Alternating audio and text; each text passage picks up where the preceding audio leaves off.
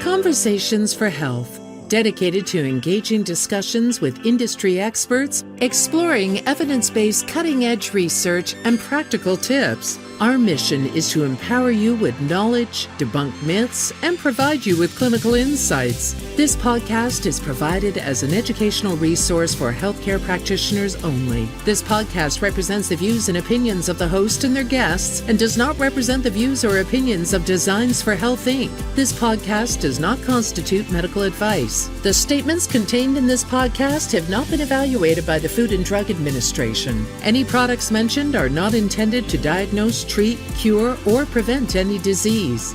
Now, let's embark on a journey towards optimal well-being, one conversation at a time. Here's your host, Evelyn Lambrecht. Welcome to Conversations for Health. I'm Evelyn Lambrecht, and today I'm speaking with Derek Johnson, a leading voice in integrative and holistic nutrition. Welcome to the show, Derek. Thank you. Thank you for having me. Glad to be here. I'm so excited to talk to you today. Derek Johnson is a highly experienced integrative and holistic nutritionist with over 26 years of experience in helping individuals make lasting, healthy lifestyle changes.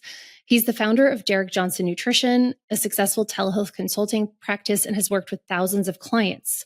From 2011 to 2019, Derek served as executive nutrition director for the Biggest Loser resorts. And in this role, he developed and managed the nutrition and integrative health programs across all resort locations, trained educational staff, collaborated with executive chefs, and provided expert guidance for marketing and media initiatives. He's widely recognized for his expertise in weight loss resistance, gut health, sports nutrition, and overall wellness. He frequently consults with top physicians and works with a diverse range of clients from Hollywood celebrities to professional athletes, as well as business leaders, busy parents, and teens. He serves on the scientific advisory board for Designs for Health and is an expert in weight loss resistance, gut health, metabolic flexibility, sports performance, and those are some of the topics we'll be covering today. So Derek, to start, what is lighting you up this week? I would say, I think for me, I'm always drawn towards whatever the latest and greatest is, right? So whether it's a podcast that I listen to, or an article, or something that, new product that comes out from one of the companies we work with, you think it's going to get old, right? After doing this for 26 years, but it never is. Since most people talk on the business side, personal side, I'm super pumped. We have another soccer tournament coming up for my son. So I'm the nerd dad with the Starlink and videotaping and streaming the game. So I get into all that. You have to have passion outside of work. So my passion is obviously my marriage and but my kids, and both being in competitive sports. So I'm pumped for the weekend. And then by the time I get home on Sunday, though, I'm like, yeah, fun. I love that. Thank you for sharing. So let's start by talking about The Biggest Loser, actually. So you worked on the show quite a few years ago, and on The Biggest Loser, it's all about rapid weight loss, right? Rapid transformation. I'm just curious, do you have any cool stories to share? And what did you learn from that experience in terms of like rapid weight loss versus more sustainable long-term weight loss? That's a great question. So yeah, I started out, I got to work with a lot of the contestants on the show, and it was always fun going to see the filming. And like everything in TV, when you go and you see it being filmed live, you're like, this is the smallest room I've ever seen in my life, right? It's so like the way you see it, what's on TV. What I mainly did, my job, as you had mentioned, was the executive nutrition director for the resorts. So the reason I enjoyed doing that versus doing like some of the amazing trainers and the people on the show, they're all actually wonderful people. Because how do I say it was a game show, right? This is kind of like a game show. And unfortunately, it was, as many people perceived, it's like, how are they losing that much weight in that period of time? And are they going to keep it off, right? If you're thinking from a clinician standpoint, you're like, really? Mm-hmm. At the resorts, our minimum stay, our average stay was 2 weeks. So we had people 2, sometimes 3, sometimes 4. We had people from all over the world coming. So when I was brought in, I took it away from a calories in, calories out concept. I can share this now because it's over. But yeah, I remember coming in there after I first interviewed for the job, there were people with calculators calculating like at the salad bar how many calories they were eating per day, right? Thinking like the body's about, it's a bank account, not a biochemistry set. Like think I stole that from JJ. Yeah. And so I was like, no. There's so much more to this, which we'll talk about today in terms of like lifestyle and what do you do? How do you master your morning and what do you do during the day? And how do you master your evening? Like I talked to so many of my clients about. And so we were able to just, destruct and then reconstruct that whole program, including really helping people when they got home, right? You can give them the best advice in the world. Anyone can go to a wellness resort, a yoga retreat and come back and be like, I'm reset. I feel great. And then you go back and it's like, life happens and everything goes. So it was really the coaching, which is a big part of what my job is. So that was, and unfortunately, a lot of the people, if they followed it, even back then when it first started out, I mean, social media has gotten much bigger. I still keep in contact with a bunch of them. And they've kept the weight off, very small percent, right? And the amount of weight, it would be mind blowing. I mean, I would see people gain within a month, 40 pounds. Whoa. Insane. Yeah. So, cause we work with some of the great docs, we were using in-body scans and stuff at the resort that I had brought in versus, traditional scale testing and using that impedance. And it was just wild to see, right? And we used that because we wanted people losing and not just losing water and muscle tissue. Right. So it was a wild ride. But when I really got a chance to see that, the big things that I took away was, which I don't think is talked about enough, is the emotional aspect and the psychology of food. Yeah. I was blown away. I'll give you this story. I've only told the story a few times. So this guy had this huge company. We were at the Malibu, which is sort of because in California, right, it was like a home resort that I was with there most. And after 2 weeks, he actually gained a pound, and he's ready to quit. And we're like, no, we'll go one more week. And he met someone, and then one of the therapists, because that was a big part of the resorts, is talking to therapists and stuff while we were there, not just right that you really have to cover the emotional piece. And he met someone, and then I remember him like kind of losing it and crying for like 2 days. And he was just like hugging everybody. He let go of his guard, and he figured out something that clicked. I don't know the whole story. He proceeded to the next week. Again, these are crazy numbers because these are people that need to lose a lot of weight. He lost 15 pounds in the following 6 days. Oh my goodness. From the emotional release. Yeah. So there's so many of these people based on how they were raised, the relationship with food, and how they view it, which is a problem for everyone. They don't, even for people that want to lose 5 or 10 or 15 pounds, not 50 or 100. So I found that was such a eye-opening experience on how people perceive food, what they viewed it as, how it integrated in their life, the emotional aspects, what they went to. I learned a lot in that aspect. So that part of it was super helpful, but it was fun, but it was a passion for me doing that for the 6.5 years. But at the same time, I still had my practice, and that was my ultimate passion. And, we can talk a little bit about my history of my original education in dietetics, having my own underlying health problems, being introduced to what we now call integrative medicine or integrative nutrition, and having my wake-up call with, my underlying health issues and going, I never learned any of that in school. And then doing the testing and being like, so I had a big pivot, right? So I always say that I've been doing this correctly for about 21 years. But the first 5 years, I was just doing what I learned in school. And I'm not saying everything was wrong, but what average things that are taught in traditional, dietetics, although it's getting better, is, as everyone probably knows, listen to this podcast. It's amazing. And I don't regret any of it, but there's so much more to it than calories in, calories out. Eat your whole grains and, dairy for strong bones, or, whatever they're talking about. Yeah. I would love to hear a little more of your story. Like, how were you drawn to dietetics, and, what led to that shift, like you were just saying? Yeah, I was always into sports, and I originally went to play soccer at school and college. And then I remember taking a nutrition course, was just picking it, but I think I was always fascinated about it because for years going through high school, and even as a kid, I always had like GI problems and stomach issues, but I never had, there was never any like, oh, here's what's going on with you. And I remember taking a course and then them kind of talking, somehow there was a talk about medication and antibiotics. And I was like, wait, I think I'm still taking that. And a doctor back in high school for acne had put me on minocycline I just stayed on it. I didn't know. And then you start digging, and back then it was like fish tape and going to the library. There was no Google or ChatGPT. And I remember digging and I was always interested in like how the human body worked and different things like that, and frustrated why some days I would feel great and other days I would feel terrible. Some days I was more anxious and some days I had more energy and other days I had neither. Or both, right? Or low energy and high anxiety. So that was the driver for me. And in terms of like, wow, this is super cool. Maybe I can figure things out. And that's what changed, because I was originally a biology major. And then I just kind of took off, and then, became obsessed in a sense of just learning more. But it was much more difficult to learn back then, in terms of outside of what you learned in school, what was in which we physically had textbooks, right? So I think that today is amazing. But on the other side of the coin is there's so much information through social media trying to decipher what is true and what is not true. Because even I see like products and things come on. I'm like, if I didn't know what I knew, I'd take that. Right. So I had that. And then I met a functional medicine practitioner after my first job, which was in Venice Beach, in like the bodybuilding world. Did some testing. And then that led me to Dr. David Brady.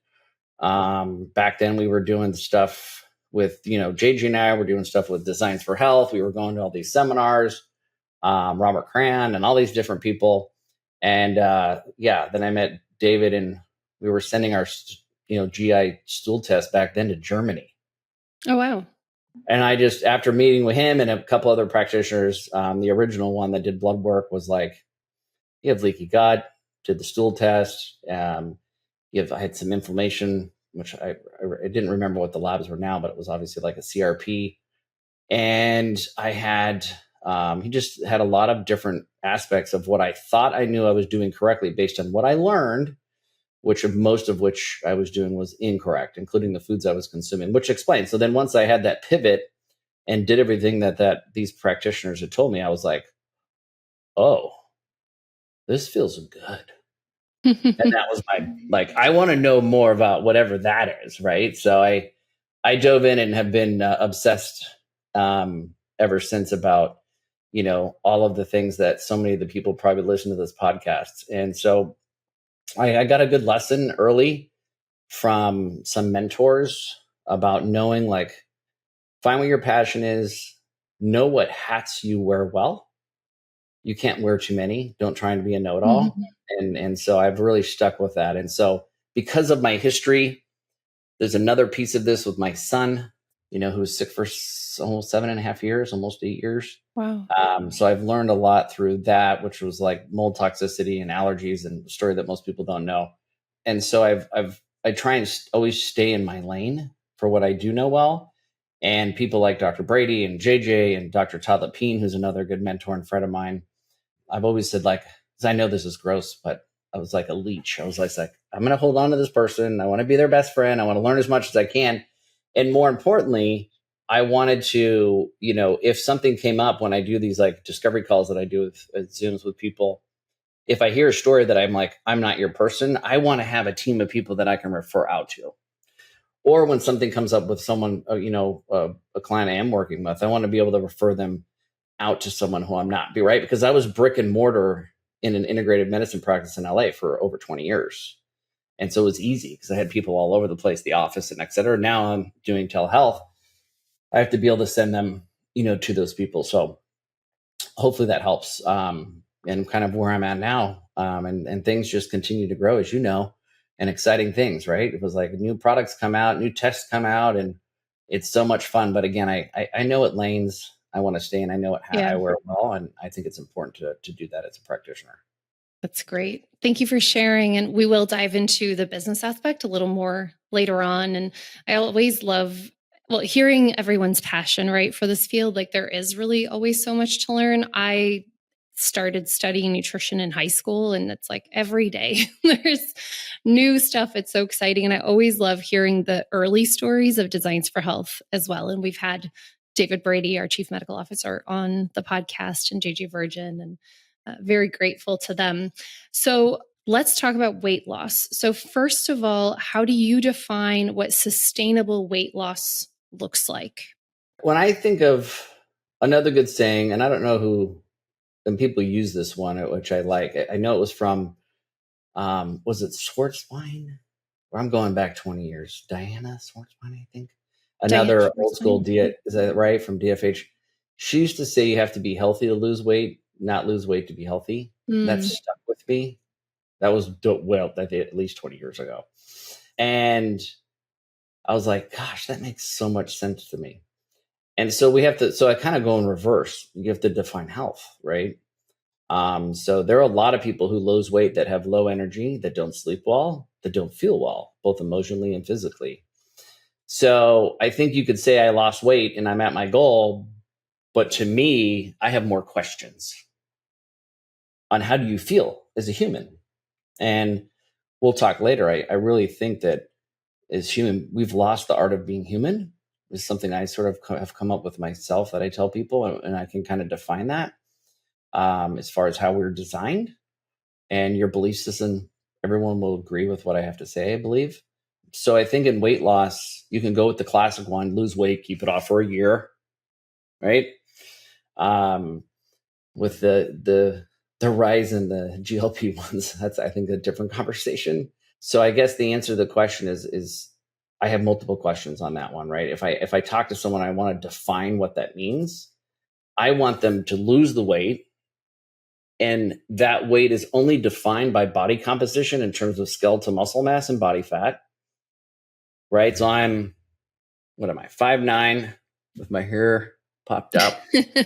And you can have 5 males at 5'9", 5 females at 130, and all with at 5'6" or whatever, within let's say a half an inch to an inch of each other, but they all look differently, right? Mm-hmm. So I think it's important when we think of weight, we think of only body composition. I think scales are worthless. I think the BMI is the bad mass index, which is why we use those things even back in the Biggest Loser days and to this day. My favorite is the InBody, because the home InBody, H2ON, is by far the most accurate one out there that I've come across. And so we can really tell people that once people are happy with where they're at, then we can really assess, how do you feel? And how do you feel during that weight loss? Or you might feel worse before you feel better, like we see with a lot of protocols we put people on. And ultimately, if they're emotionally happy, right, and they're physically happy with where they're at, how their clothes fit, and the body composition numbers are good, that's so much more important than someone being at a super low weight, which with the people I've dealt in Hollywood and the movies that I do and all the things that I work with, we have so many people that you're just like, I know you're lean, but I'm just thinking, man, they're so unhealthy inside, right? So I hope that helps. I know you'll get used to me. Even though I love going off the cuff, I think it's a tough question to answer if you don't look at all aspects, I guess is how I would to say it. Yeah. Well, so to get a little more specific, if we can, in a male versus a female, if you're working with someone, what numbers are you looking at in weight loss, or like as a percentage of body fat? And where do you maybe sound an alarm if somebody is maybe losing too much muscle weight? I mean, obviously, like you're telling everybody to work out, but situations change. So what do you do there? I think by far, just throwing that off, since I know we're not going to talk about today because it's a whole podcast on all the semaglutide, the Ozempic, Wegovys, tirzepatides, Mounjaro, et cetera of the world. I wish everyone was doing body composition testing before and after and watching them through the journey. We require it. The doctors I work with, it's required so that we can help them. It's still required, even if you're not doing it. We've been doing this for decades, right? So we want to make sure, and I rely on that, but I also rely on how people feel, because there are a lot of those people you can't even show the number, right? I still have, like, in our one practice, we have the cover that puts over it, and like, how do you feel? Where are you at? And they're like, great. And you're like, oh my gosh, and they only lost 2 pounds, but they feel amazing, because you can actually feel leaner without losing weight, right? Especially based on gastrointestinal health. And so I think I always focus on skeletal muscle mass first, right? It's one of the biggest indicators on morbidity or mortality is grip strength, right? With Peter Attias of the world talk a lot about this. And so grip strength is so important. So they're going to weigh more and be more dense, which is most important for all men and women. And then the thing that I think we focus on most, if we are able to measure that, like we are in the practice I still visit in California, it's visceral fat, right? Because have you ever come across someone that had a health complication from like an overweight little bit of extra arm fat on the tricep or like on the inner thigh muscle. I don't know of any. It's always visceral fat, right? Where your organs are. So we're always focused on visceral fat. That particular measurement on the InBody we use, allows you to go up to 10. I like it at 5 or less. 6 or 7 is still okay. So it's really about body composition. So everyone's so different because for any practitioner, I think we get a lot more practitioners on here. I had to learn over time, even with using my big InBody 570, like a $12,000 machine, and or someone's getting a DEXA scan. There are a lot of people that look fit, feel fit, and are fit, and the numbers don't always match up. Right. So you can look at them and they're physically strong and they're physically feeling good. And so as long as they don't have high numbers in visceral fat, and if they're carrying a little bit of excess and you have a male that wants to get, under 10, which is super lean, right? But they're at 14 and they feel great. Is that a single indicator of something that's going to affect their lifespan? And I'm like, no, because you can have someone who's physically fit who doesn't sleep well, because it does happen, even though it's obviously people with sleep have a lot of issues, who doesn't get, the most important thing, that's free sunlight for us as humans. And that patient is going to not have a good life. And you could have someone who's doing all the right things in the biohacking and getting sunlight, and they're meditating, and they're controlling stress hormones, and they're sleeping well, and they're 10 pounds overweight. That person's going to live longer, in my opinion. So I don't define it particularly based on those numbers. I really, again, focus on the emotional piece of it. And are they happy with where they're at? If we have to push the envelope with supplements or, hopefully not medications, so that they are happy, that's also important, because we want them, there's a lot of people who, how those numbers, depending on what their lifestyle was, affect them tremendously. Yeah. Just to clarify, the numbers you were saying earlier, was that body fat percentage? Oh yeah. So percentages, right. So, for women, if they're, again, they get a bad rap if you're petite. The measurements on these machines that aren't always that nice versus someone who's like 5'11", or 5'9" even. In those, teens are very difficult to get to, and I don't think it's necessary. But we have to put it also based on age group. So if you're someone who wants to be in the teens who is an athlete that's under 25 and you're female at 17%, phenomenal. You could be at 21% and still be great. Once you start getting higher visceral fats, getting into the mid 20s and the high 20s, then there's usually problems. Yeah. Men, right? It's a bit different. Once they start getting over 15, 16, 17s, getting into the later teens tends to be problematic again, especially if that visceral fat is higher. And then ultimately, right, the averages are always going to be in the high 20s and low 30s for women in the United States, and above. And then men are going to be in those, low 20s to mid 20s, that we'll see that who still like want to lose 10, 15 pounds. And then clearly with the people who are, in the obese and obese categories, we're getting 30s plus across the board. Okay. Thank you for clarifying that. So as a rep, I'm often asked by practitioners, what do you have for weight loss, right? Like what products? Because their patients are coming to them for that. And, I can recommend certain products. That's my job, to educate about those. Yep. And those products get great feedback, right? But I really struggle with that question. And I feel like you've sort of addressed this nuance as well since we've been chatting. And my usual answer is like, well, it depends. Like, tell me more about your patient. Are they male or female? What's going on with their hormones, their diet, their sleep, their stress? Is there a history of trauma? And weight loss to me is not as simple as like even, count your macros and like, that's it. It's really a complex multifactorial issue. So I'm curious, like, to hear more about your approach when somebody comes to you specifically for weight loss. And then I do want to get into some of those nutrients after. Yeah, no, that's great. I think that even if people look lean and feel lean, everyone, including myself, now that I'm, as my son likes to call me, over halfway to 100. I was like, I turned 51 last week, and I'm like, 50. Happy birthday. I feel amazing, and try and practice what I preach, obviously. And so I think on that note, it's, when we look at it, when they come for weight loss, and a lot of these people, which is also been coined by a lot of people out there that fall into the category of weight loss resistance. So why is the body resisting the weight loss? I do, and obviously this is why these semaglutide shots have become so prevalent and popular. So I start first, right? Like if someone comes in, they'll say, "Well, what can I take right now for weight loss?"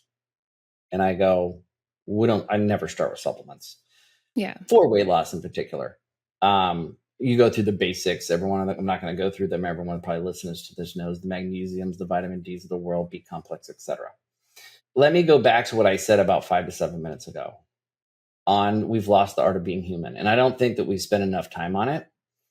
Right? The average, there's different statistics. So I'm just going to give the baseline stat. We're spending over 90% of our life indoors. And it doesn't matter what your religious belief is, like who you follow or what you believe or you don't believe at all on anything. No one's going to argue the fact human beings are designed to be outside. Mm-hmm. And it is so important. And we don't spend enough time outside, right? So I think everyone would agree with that, is what I was alluding to earlier. 2, certainly I believe it's, the sitting is the new smoking. I'm sitting now, but my desk stands. I'm very blessed now because I live on a really huge lot and I go walk and I search for golf balls and do all sorts of stuff throughout the day and take the dog out. Where before I was in an integrated medicine practice and I wasn't following the rules because I was just like at a revolving door, people coming in and out. So I go through the basics of like, if we don't go through what human beings, whether you believe we were here for 2,500 years or 2.5 million years, it doesn't matter. We all agree on the physiology and the biochemistry of the body, right? So if we're not aligning with how the design works, because we can't live in a blue zone, and there's certainly more than 4 or 5 of like, I took a siesta and I went to my garden and maybe, I had a glass of wine and I sat down and had dinner for 2 hours. Like maybe we get that on vacation once or twice a year. So we can talk about sort of why supplements are important for hacking these things, because we can't lead that lifestyle, nor can I. But we have to get back to the basic things. And everyone probably listens on podcasts is talking about the hydration and doing the lemon and the salt or whatever they're telling people to do in the morning. But I think the movement, before the thing you mentioned rolling, which I'm a huge fan of, doing something to get the body moving, hydration, right? And most importantly, sunlight. Even if it's stormy outside and you're in an over cover, right? You absorb sun through, everyone knows in your skin. I have something that most people don't know. Through your eyes, we know, and through your, obviously through your skin. But you actually absorb, I work with this guy named Eric Wan at the Brain Treatment Centers. He's a brilliant guy. And you actually absorb light through your ears. So they even have these devices. Where's my device? This is 9 years old. I can't believe I'm doing this, but you'll get used to me. It pops in my brain and then I have to do it. They have a better one, but it's called the Human Charger. Whoa, I've never seen that before. Yeah, it's so cool. This one's like 9 years old, still works. And it looks like an iPod. And you wear it, and for 14 minutes, it shoots light into your to mimic sunlight. So they're great for people who travel. I have a client that I just started working with that lives in Alaska. And so there's problems there with sunlight parts of the year. So there are ways around it to hack it if you can't get it. And if you live in Chicago and it's winter, I'm like, here, there's sun lamps, there's happy lights and all sorts of things. So I know I'm not answering the question directly, which again, I'm sorry. I'm like, there are so many things popping in my head beforehand. So it's so important to get people to doing the basics. And I have 3 parts, right? It's master your morning, be consistent during the day, which, and master your evening. And they all feed on each other. You're not going to master your evening if you weren't consistent during the day and you didn't start your day off right. If you messed up at the night and ate too late before bedtime and did things, then you're going to have a problem in the morning, right? They feed on each other sequentially in both directions. So once those things are around, have been assessed and people are making progress, and I don't like to give people more than 3 wins, usually 3 wins at a time, and let them. I think the only published research I've seen, it's probably changed, but this comes from Alicia from my BLR days, who was one of the PhDs doing her PhD from UCLA at their Malibu resort.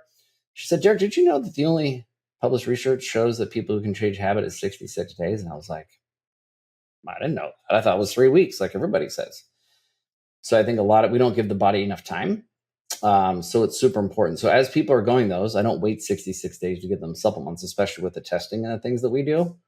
And then we jump in. And after they've had the basics and after they've checked off those, I'm drinking my water, I'm moving, then I don't feel like, we're wasting, not that it would be a full waste to put someone on, endo trim or something like that. I just feel there's so much fight emotionally and physically in the body. They're already having weight loss resistance. The body's not going to just release because they take a supplement. And they're already overwhelmed. Again, I know I get used to these podcasts, but speaking to practitioners is different. But we have to be patient, like we're telling them to be patient. And sometimes we just jump too far in. And I've learned over the years of putting them in their shoes and being like, what they just heard and how much they're, analyzing. And if we overwhelm them with too many wins, and taking supplements is a win, they're overwhelmed. And you got to be, I think we all get good on reading the people we work with. And if you get someone who's like done it all and you're that practitioner and they come in, because this happens to me, they're like, I saw A, B, C. I'm like, okay, I know it. I get it. Well, I'll jump in deeper.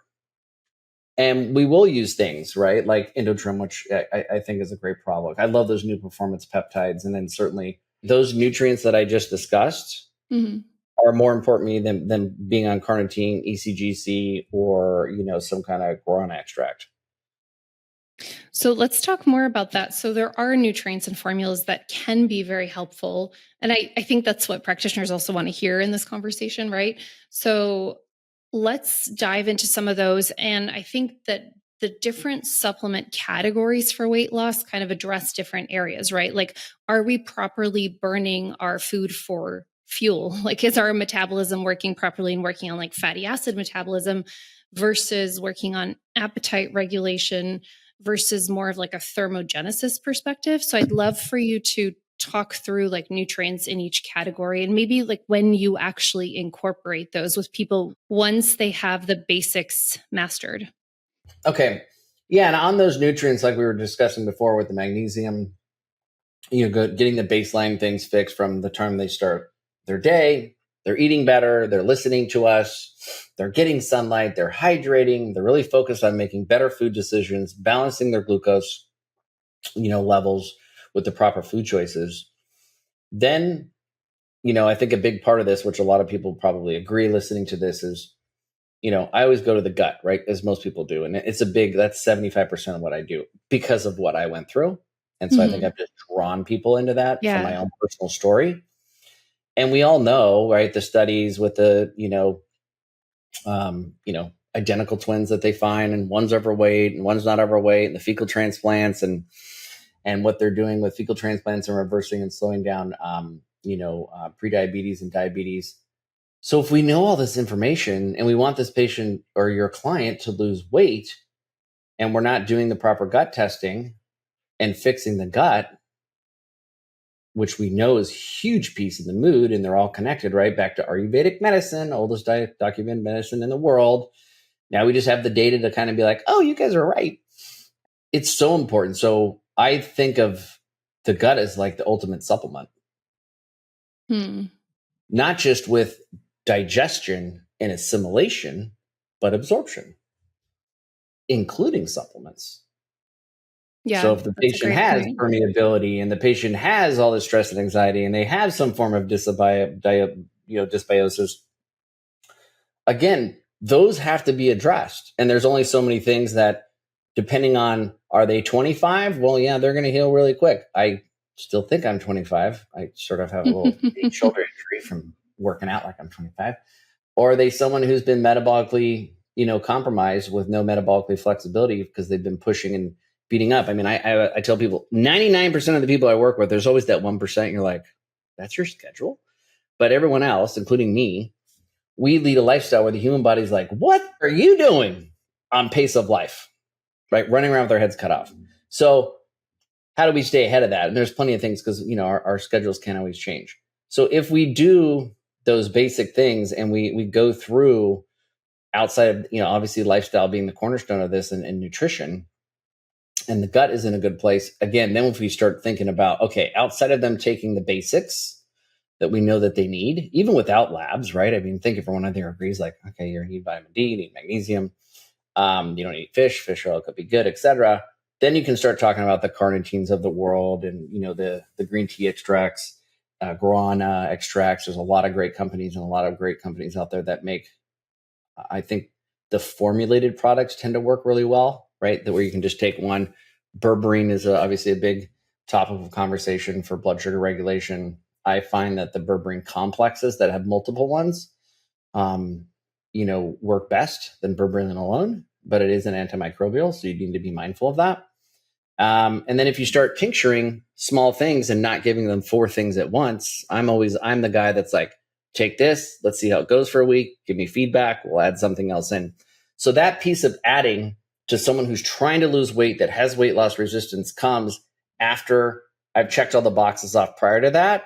And then I'm still going, methodically in my wins to give them. And then these things tend to work amazing. Mm-hmm. Really, really good, right? Really well, because they've done the hard work. If you get them to being, a lot of people use this word and I didn't make it up. I took it like we all take that, but I like the metabolically flexibility. Like you have flexibility where you don't have to eat the same macros, which you mentioned before. You eat the same calories, you get the same output and the same input with the workouts that you're doing. And then if you mess up for one weekend, you feel you went back to ground zero. Right? If we fix those things and then we put in these great weight loss support supplements that are out there, they work really well if you put the hard work in. Yeah. Including, which I mentioned earlier, like obviously sleep being a big one in this. I love Matthew Walker's stuff.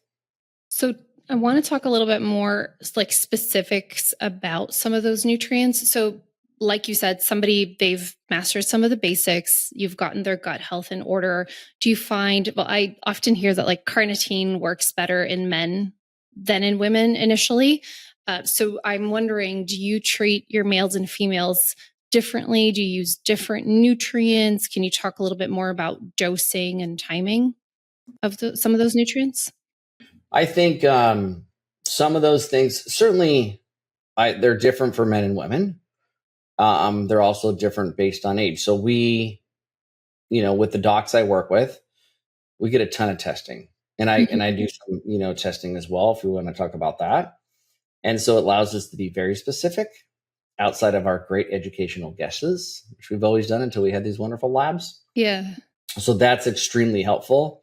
And everyone reacts differently. You also will react differently where you are. With women, I sort of have this analogy where the human body is like a spider web, and that the brain and the gut are in the center of the spider web. So you can't, right, sort of with allopathic mindset of just touch one area without the other. Mm-hmm.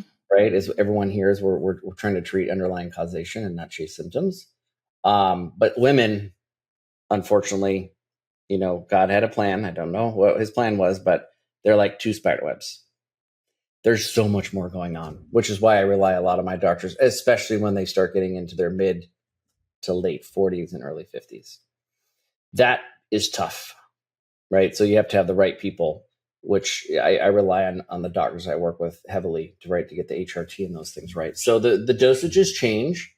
I'm a low to slow start with everything and ease people in, right? If someone's doing your classic like 200 micrograms of chromium and it's in a blend with American ginseng and some of the Garcinias and stuff that they have, I like to ease people in because I want them overwhelmed, especially when we start thinking about like capsule count. I'm so mindful of capsule count. Like I can literally take like 30 capsules. My wife's like, you're insane. I don't know what you're doing.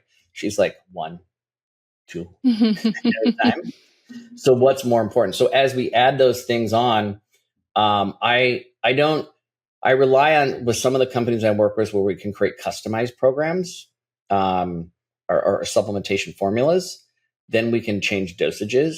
But I tend to rely on those, brilliant people, like you mentioned earlier, Dr. Brady and these people who are behind the scenes, like creating these wonderful formulas. And I feel like they're just a piece of the puzzle. And if we wait to, how you, again, I'm going to digress here, but I look at people as puzzles. And some people, thinking from a practitioner standpoint, sometimes you get like the 125 puzzle person in here, like, oh, this is nice.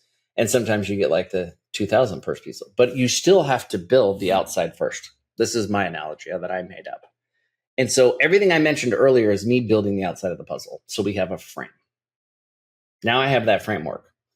Then as we start getting the puzzle starts getting smaller and we start adding in these nutrients, the carnitines of the world, which I think work great, especially in vegetarians.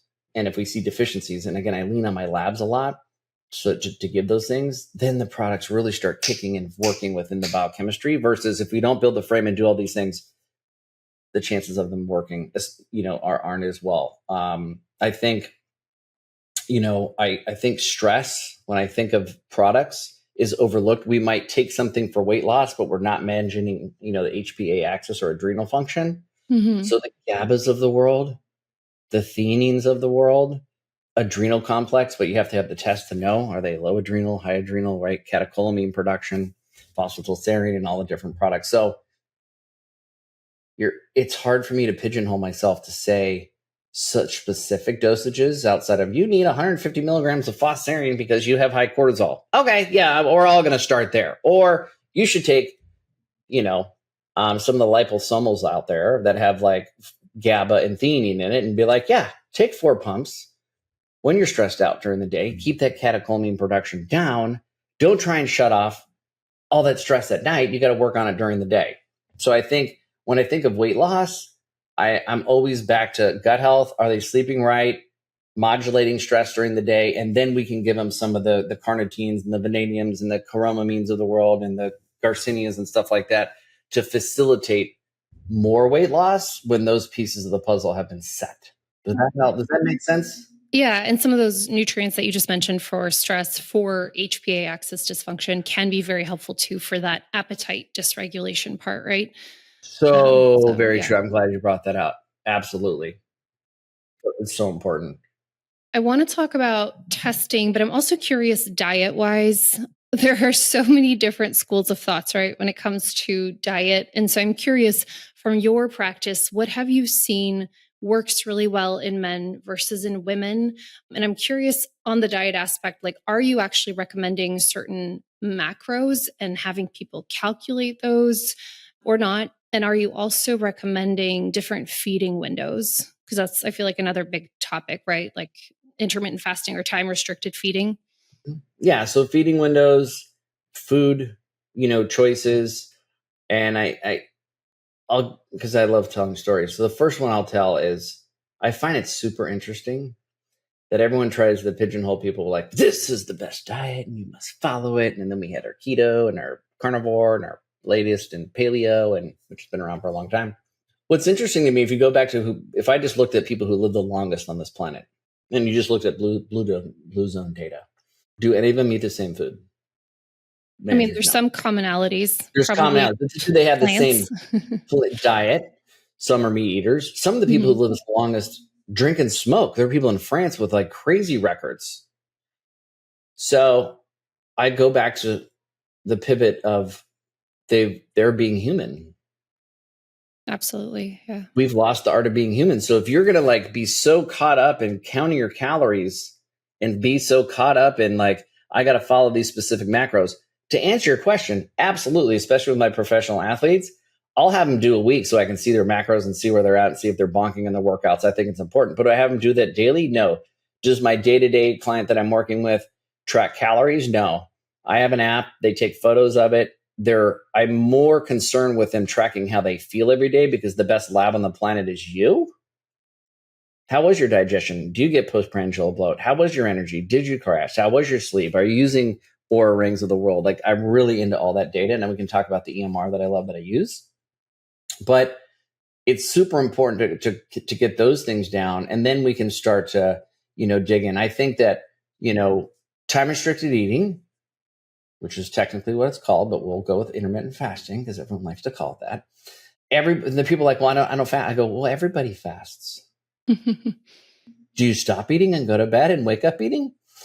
I love that book, Fast Like a Girl, that came out. I have no affiliation. I just like it because the one where I find people get into the most trouble are women, because they just read the 16:8 and they just start fasting. And if you have active cycles, you're premenopausal, you need to be very careful. Men get away with a lot more on the fasting piece of it. Do I agree with it? Absolutely. I went to my first fasting seminar, and it was 2011, and heard this guy talking. I was like, I've never thought about this. I learned in dietetics, like, they'll people on liquid extended fast who are obese, they're going to die with neuropathy. And so that changed my practice. I was a hangry person. My wife would carry around snacks like, ooh, there's Derek and there's Eric. And when Eric would come out, it was like, oh, he's going to kill somebody. But once I learned that I had set that up myself because I had a faster metabolism and I could, eat breakfast, and I paid attention. I always ate healthy, but I could get away with a lot of things. Not so much now. I really leaned on it and I was like, oh, this is so nice. I think people get into the fasting trap, another term that a lot of people use, where they overfast because they're not careful, and that creates problems. I also will say in this subject, people don't talk about the most important fast in the world. And that's the fast before you go to sleep. Mm-hmm. For most people, right? I got my baseball players that were just all shipped out, and there's different rules for them pounding calories to keep weight on, but they're different humans. There are people with blood sugar issues that need to eat before bed and things like that. But for the most part, I always use this analogy. If I'm in an elevator and Evelyn and I are in there and I was like, I want to get a read on her, what would I say? I got 30 seconds. I would say, tell me what you do 3 hours before you go to bed.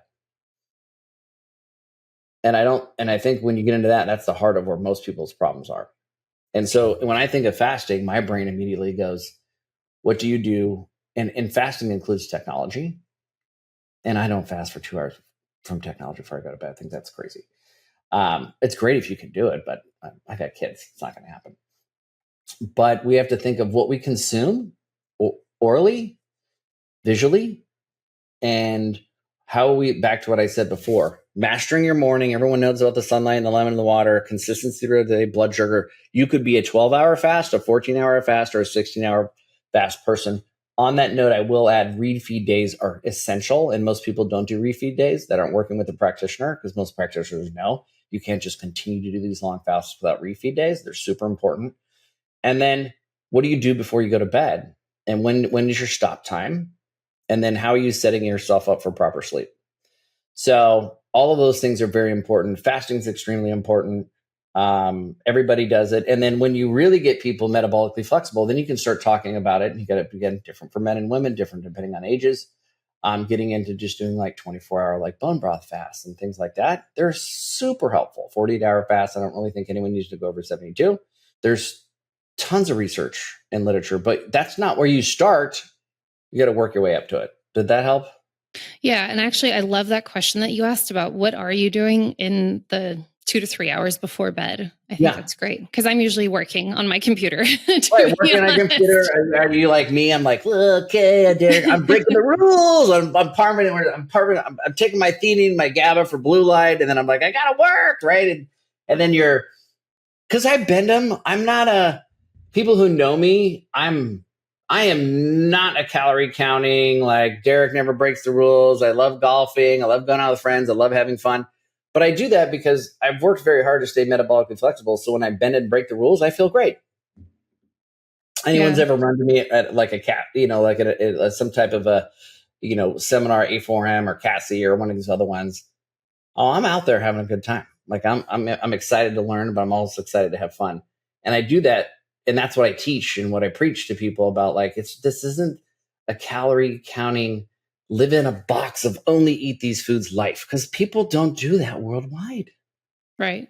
Yeah. They just live and eat.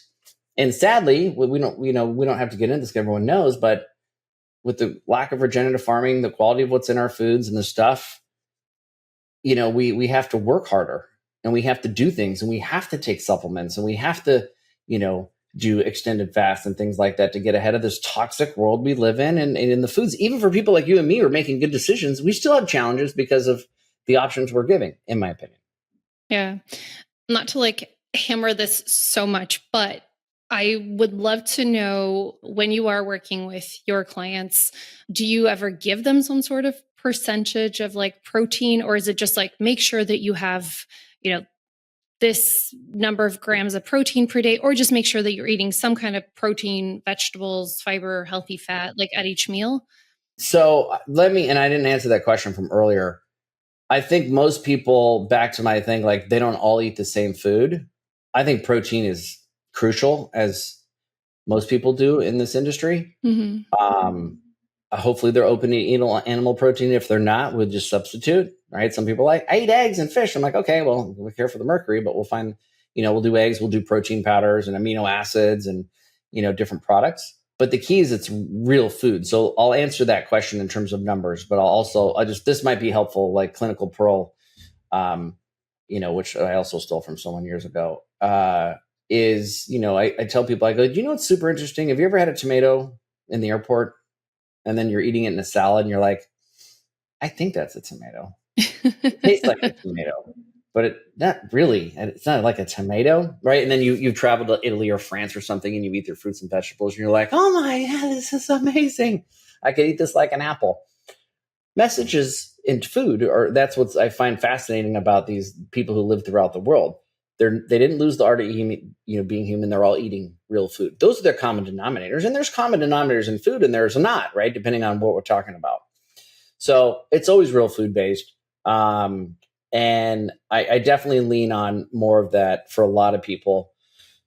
If I had to pick one, along more of the ancestral Paleolithic diet, but leaving room for grains and fun. And if you don't have a problem with lectins and you like hummus, then eat it.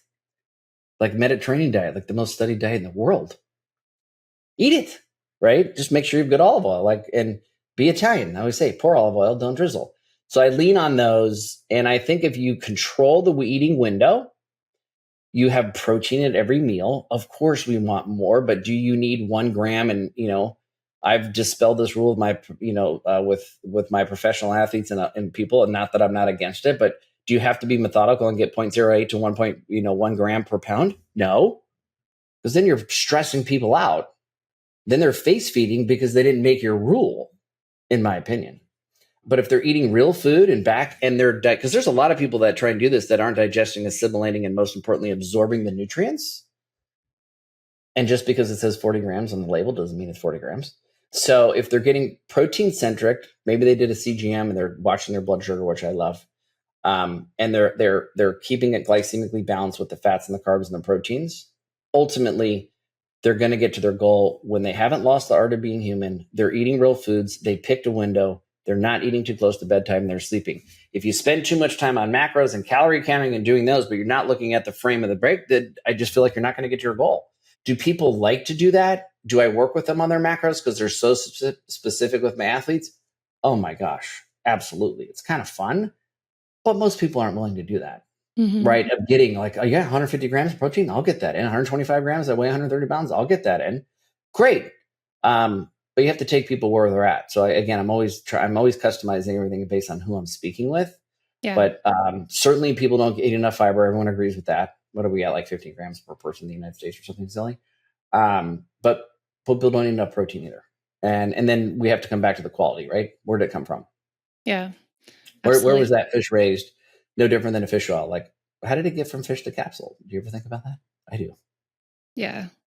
Oh, wait.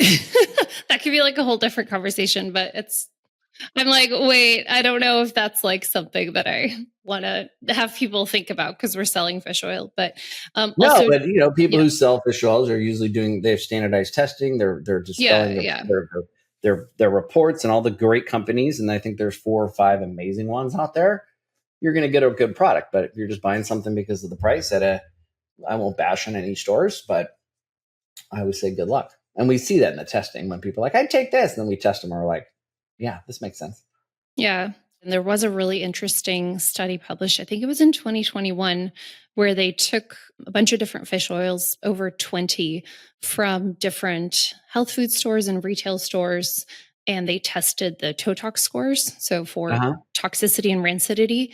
And it was actually pretty crazy how rancid some of these fish oils were. So it does speak to, purchasing high quality fish oil. Yeah. Which is why some of the studies will come out and tell people not to take fish oils for the increase in cardiovascular disease because of that oxidative stress that does coming from these toxic fish oils. True, because when people say take a fish oil, general population, they are taking these toxic fish oils that no one's, looking at how to go from fish to capsule. Is it in triglyceride form and all the things that these great companies do? Yeah. Totally agree with you. Just like when regular supplements, people are like, I got this at whatever store or on Amazon. And I'm like, You think about methylation. I'm like, well, yeah, you're probably better off not taking it. And of course, we want to get it through food, right? But it's tough to get all those things. I could not agree with you more. Yeah. And I do also want to add, I just interviewed Deanna Minnick this week also, and we really talked about that, the humanness part, right? And how as humans, we have like a light deficiency during the day and a dark deficiency at night. And we talked about, quote unquote, anti-nutrients and just how important it is to go back to basics and live like humans. So it just keeps coming up in every conversation. It's so important. I would take someone who had a good, let's say, just decent nutrition plan, like they're doing the best, they're eating fruits and vegetables, and maybe they're not, maybe there's a couple seed oils in there and a few things, but they're outside, they're getting sunlight, they're happy, they're in a good relationship with family and friends, which is another big one I didn't mention earlier in the blue zone. Social, mental. I would take all of that, and they move a lot, which is the most underrated exercise in the world, is walking outside, both at the day and nighttime, I'd like to add. And they're doing all the like human things, and their diet's like, they don't have a personal chef, versus the person that has like a chef that's making all the things, that's stressed out in their office, sitting all day, not getting sunlight, not taking supplements. Like, I take that person, even though their food is quote unquote better, over the loss of humanness any day of the week. It's not even close for me. Yeah. Totally agree. And that's why it's so hard for me, to answer on the different diets. But again, back to the quality of just, what does your body recognize? Okay. So you mentioned testing a couple times. I know you're a fan of using metabolomics spotlight in practice. And so I'm curious, what are some patterns that you see when it comes to metabolomics testing in your weight loss patients? Yeah. And weight loss specifically, going through the pages of my head, you're going to see page 1 with some of the glycolysis is going to be usually elevated. If not, ketones will be high, potentially. Page 2, ketones is third page. Sorry. Page 2 is B vitamins. Everyone that doesn't take a B vitamin, even if they have a good diet, they tend to be a little bit out. The one that sticks out a lot is the stress hormones like catecholamines, cortisol. Those are right. Adrenal complex, VMA, all very low. Over dopamine use. So they're stressed out because their bodies are stressed because they're overweight. They're nutrient deficient because their diets aren't that great. They have excessive glucose because their blood sugar, they're probably just taking glucose, maybe hemoglobin A1C, never insulin, which I've never been able to answer that question why it's never tested. And then, the toxin markers too, like glucaric acid and things like that. I'm just blown away on how many people live in toxic environments. It's just mind-boggling to me. And I spend a ton of time with my clients on proper air filtration, proper water filtration, right? These things that we need as humans. And so that one tends to hit high, especially in people like toxic load. Doesn't give us all the answers, but we dig deeper. And then antioxidant need is always there, like glutathione's always low. Yeah. Always, right? Because they're detoxing and their bodies just doesn't get enough and they have all this. So I think those are ones that stand out the most to me, just kind of off the cuff. Yeah. And then I'm curious, with the business aspect, you've run the successful practice for a really long time, and I'm curious about some of the tools. So I know that you do the stool testing and metabolomics or organic acids testing. We talked about wearables just a little bit. Well, you mentioned them. So I'm curious, how do you integrate all of that in your practice to have a holistic view? Yeah. So I learned, I finally listened to JJ, who I've known for like 25 years. And I went from being like Derek running around with his head cut off to, wait, maybe I should work with less people more frequently and not be like a crazy person. As you've all heard me speak, you're like, this guy's a nut job. I'm just like, go, go, go. I'm like, yeah, more. And so I packaged things, several years ago, not long enough ago. And I was like, this is amazing. And then I've always packaged it with labs. I love Spotlight because I'm able to package it very easily and order those through my office orders them, and they're part of the package. And I like it. If I hear on my initial consult, I'll order through one of my docs or myself, like a GI map or something if I want the parasitology and things like that, H. pylori. But the packaging business side of it has been so great. And I love the layout of the Spotlight because the patients are like, oh, green and yellow and red. Got it. I don't know what beta hydroxybutyrate is right there. It's like, oh, I get it. And I talk from 30,000 feet, unless I get like super smart, person that's into like all the labs. meaning they have a passion for it, we'll dig deeper. So I love that piece of it, the packaging of it. And then I've worked very hard on my maintenance program, and I have my Well World app. I was one of the first people to white label it. Game changer. So I have that. What do I do in terms of I switched over to Biocanic, is the best EMR on the planet, in my opinion. Because again, I'm a nerd. I love data, and I can bring all that into one platform. I can stare at everything. I still dive back in because of my old habits to look at things individually. And by the way, you want to know my latest new thing? Yes. Do you know you can drop in data? Because I do this for labs, of course, but like everybody else probably. But do you know you can drop in like Whoop scores and data scores and Aura scores and calculate months at a time in ChatGPT? I've not done that. I've done lab work, but not. Oh no, I'm doing it for all my wearables. Okay. Yeah, it's great. And then I'm like, no, make me a chart for my client. I tell it what to do, right? It's all about prompts. And then it creates these charts, and they see it so much differently. Although the apps are great, but it's nice to screen share with them and be like, oh, here's what's going on with your strain and everything. So, but I love Biocanic because it does all that. It's a platform we can share. And I will tell everybody this. The new incorporation, again, I have no affiliation with Biocanic other than I think they're amazing. Of their AI software. Does everyone here? I feel like I'm at a seminar. Raise your hand if you use AI, right? Everyone does. But the Heidi that they incorporate, it's even if you don't have Biocanic, as a practitioner, if you want your life to change on notes and sending notes to your clients and your patients and understanding, you have to use Heidi. And I don't have any affiliation with them, but I've tried them all. I finally, Otter, I've done Fireflies and Meat Geek, which I like because it's on my phone. But Heidi is the most game-changing because it thinks like a clinician. It was designed for clinicians. So you don't get a summary of an hour or a 30-minute or a 20-minute call. Anytime it hit food goes into a category. If you talk supplements, if you're a physician talking ICD-10 codes, whatever, it categorizes everything specifically to what you said, summarizes it. You can do it super refined, like crazy where you want it, or, in the sweet spot. You have all these different like platforms, and then you're like, click send. And then I look back on my notes and I'm just taking less notes, even though I still have to take mine for my own mental capacity. But then when I just click send and you send it to your client, when you're done, they're like, this is amazing. The feedback I've gotten on, we talked about those, especially on labs and stuff, when it summarizes everything. And then you're not bombarded with questions, on the practitioner side. So that's my wheelhouse is Biocanic, Heidi. And then on the business side, we have our own private label, but I've also with some companies have really leaned on using links and eScripts. That's awesome. Thank you for sharing that. Very, very helpful tips there. Yeah. Derek, we're pretty much out of time, so we got to get to our rapid fire questions. And I wanted to talk more about peptides with you. I wanted to talk more about GLP-1s. You sort of mentioned them, but we weren't able to dive deep. But this has been a very valuable conversation. So thank you so much for sharing all of your expertise and experience. So let's go into the rapid fire questions. What are your 3 favorite supplements, like nutrients, for yourself? Well, I would say magnesium because I take several forms. Mm-hmm. But I take a Trimag magnesium with magnesium threonate. I just love that for my sleep.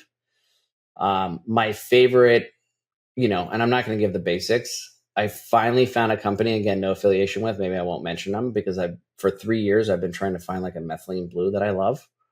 That doesn't like blue your mouth and tongue, even though I kind of like looking like a Smurf. Methylene blue is just, I think, with my family history. Has just been one of the biggest game changers for me personally. Probably wouldn't have felt it when I was 25, but now, oh my gosh. So, and I know magnesium is such, everyone's like, I know, but obviously I'm just so used to taking it. I feel such a difference. And then for me, I kind of lean on, the gut piece of it. And because of my history, the products that just work with mucosal lining and or digestive support are game changer. I want to be eating in parasympathetic state, rest, digest, but with my pace of life always, I don't get the chance. So if I take my enzymes or whatever I'm doing, like I just feel so much better, right? If I take things, because I don't follow all the rules and I have to stay ahead of that with my history. So I have to have a gut support, something on the mitochondrial support, and something on sleep. This is what came to my mind. It's a great question. I probably should have thought about it, but that's Okay, next one. Quick answer. What are your favorite health practices to keep you balanced? And I know you kind of sprinkled them in throughout. like your walks during the Oh, day? that's easy. My number one, I'll just give you one. Mm-hmm. Be uncomfortable. Mm. Don't live in 72 degrees in the gym, in your house, in your car, in your office. Be cold, be hot, be uncomfortable. It's the only thing that keeps me going. Interesting answer. We could talk more about that, but Don't get me started. You know me. You open the door, just a crack. I'm going to go crazy. What is something you've changed your mind about through all of your years in practice? I would go back to pigeonhole people in specific diets. Like, and we all know that certain things, but there are some people, for instance, that do fine with moderate gluten exposure. We can't just make a blatant. I know our gluten in the United States isn't bad, but if they have a healthy gut and they're doing some consumption, but not all the time, and getting exposure, which can be good for them, hormesis, it's fine. Or before, when I was younger, I'd be like, no, you can't eat gluten, right? No, you can't eat dairy. I'm like, no. So I think on those things, becoming a little bit more lenient and leaning on the humanness is super important, and realizing there are plenty of people that live a long time that eat these foods. And we have to keep that in mind. Yeah. Thank you for sharing that. Well, Derek, thank you so much. This has been great.